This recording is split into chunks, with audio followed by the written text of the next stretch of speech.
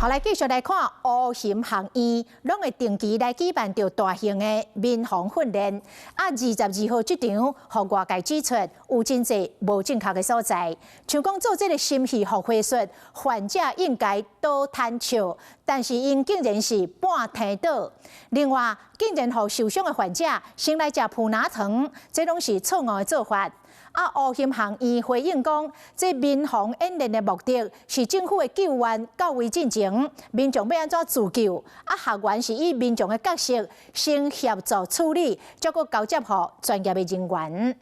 大家也都是第一次实际看到有伤患，他可能断肢什么的躺在地板上。患者半贴伫树瓦骹，边仔人甲做 CPR， 杨国部分的民众看到这个画面拢硬起，有人留言问讲，这敢是乌型版 CPR？ 也有人讲，照这个方式急救，救好伊暗管也嘛登去啊。给他头部普拿疼，以及给他2条止血带，半小时前来。学员向专业的急救人员说明，第半点之前已经有先互患者食止痛药啊。这个对话嘛，互外界质疑，我相信互患者食止痛药啊，这个治疗的正确性。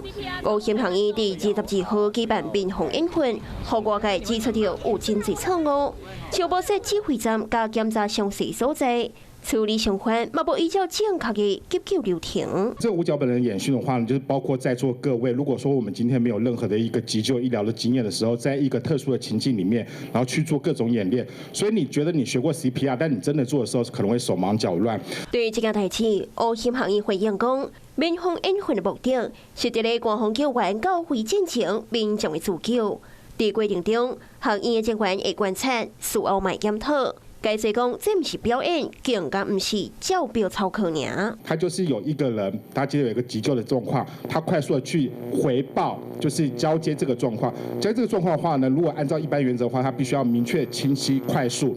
所以呢，这都是我们一些训练的一些过程。那针对和外伤的患者食止痛药的记录，乌型行医解释讲，这是学员以民众的角色协助紧急处理，这个交接予专业人员的过程。乌型行医定期举办演训的活动，是讲这摆各出现着成绩。Hello， 我是林明瑞。想要抢先掌握最及时的新闻资讯吗？赶快订阅、按赞、开启小铃铛，锁定我们华视新闻的 YouTube 频道。